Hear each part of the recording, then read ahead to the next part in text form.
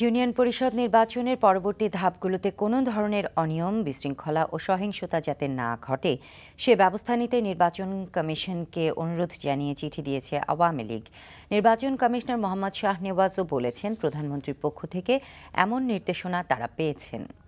সকালে নির্বাচন কমিশনের দলের পক্ষ থেকে যান আওয়ামী লীগের যুগ্ম সাধারণ সম্পাদক মাহবুবুল আলম হানিফের নেতৃত্বে একটি প্রতিনিধি দল।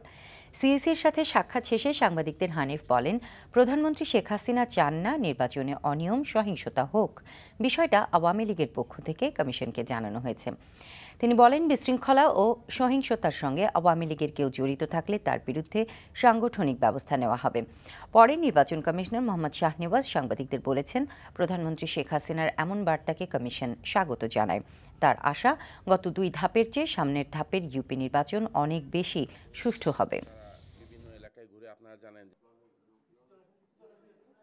মাননীয় প্রধানমন্ত্রীর একটা কঠোর নির্দেশনা আছে যে নির্বাচন নিয়ে কোনো রকম কোনো অনিয়ম, ত্রুটি, বিচ্যুতি এটা উনি দেখতে চান না আমাদের মাননীয় প্রধানমন্ত্রী।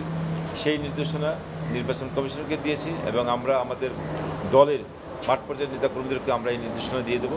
আওয়ামী লীগের যে প্রতিনিধি দল এসেছিলেন তাদের সাথে কথা বলেছি, তারা আমাদেরকে জানিয়েছেন যে তাদের দলনেত্রী এবং বাংলাদেশের প্রধানমন্ত্রী আমাদেরকে আমাদের বলেছেন, আশ্বস্ত করেছেন যে তারা সব রকম সুন্দর নির্বাচন চান। প্রধানমন্ত্রী সবাইকে নির্দেশ দিয়েছেন যেন সুন্দর নির্বাচন হয়। আমরা এই নির্দেশনাকে স্বাগত জানাই।